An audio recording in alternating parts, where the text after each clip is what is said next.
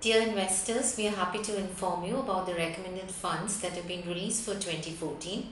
In the current list, we have around 53 funds, out of which 35 belong to the equity category, 14 is in the debt segment, and the rest 4 belongs to the hybrid category.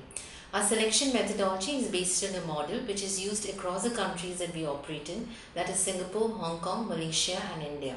Once the model is done, the top 10 funds in each category are then run through a subjective test.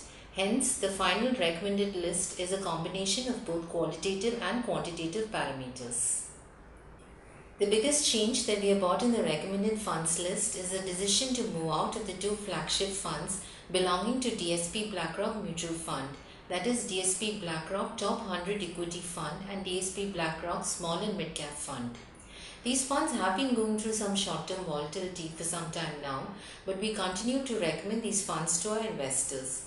This was on the back of our belief that equity funds are subject to volatility and it's only a matter of time before they regain their lost glory.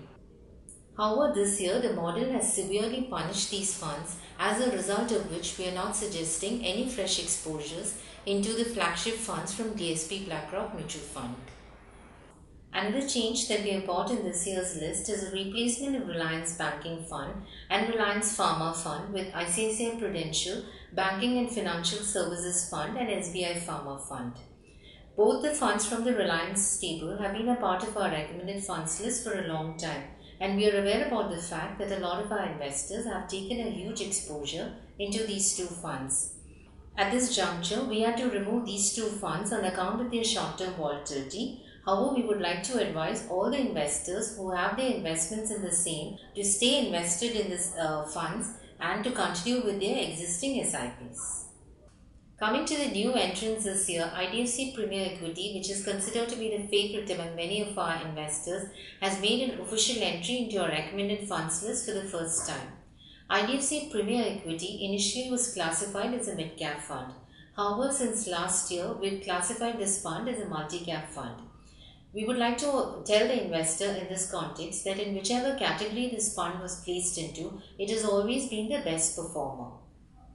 However, the fund did make an entry into our recommended funds list on account of its mandate that it accepts investments only through SIP mode.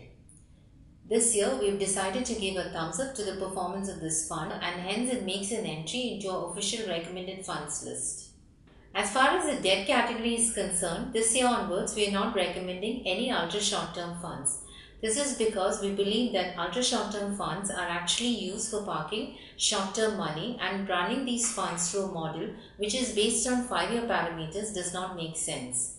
Hence, if any investor wants to park money in any of the ultra short-term funds, please contact our investment teams who will get in touch with the Investment Advisory Division of iFast. I would now like to touch base on the fund houses that have made an entry into a recommended funds list this year.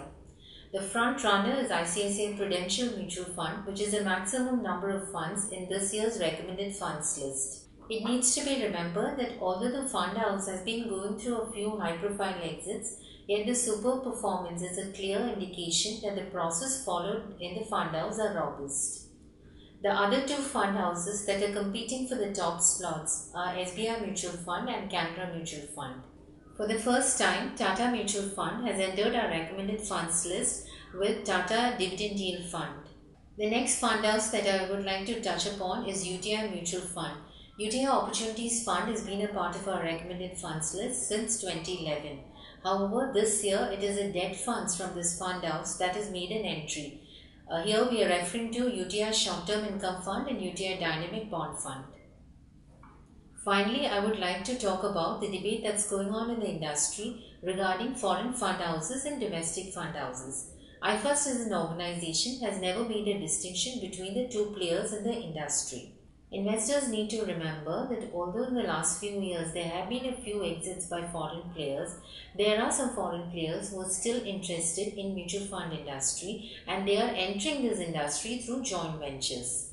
We have been positive on two foreign players in the market, that is Mirae Asset Mutual Fund and PineBridge Investments. Funds from these two fund houses started making an entry into our recommended funds list since 2012.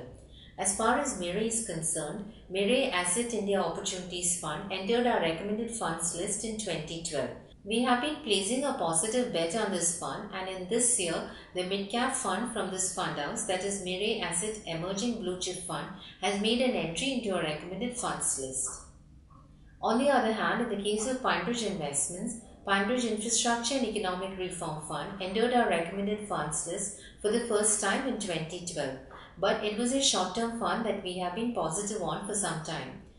We have taken a huge exposure into this fund and we continue to repose a lot of faith in this fund. As for 2014, we are expecting it to be filled with noises right from the general elections in India to the uncertainties that will be a part of the global scenario.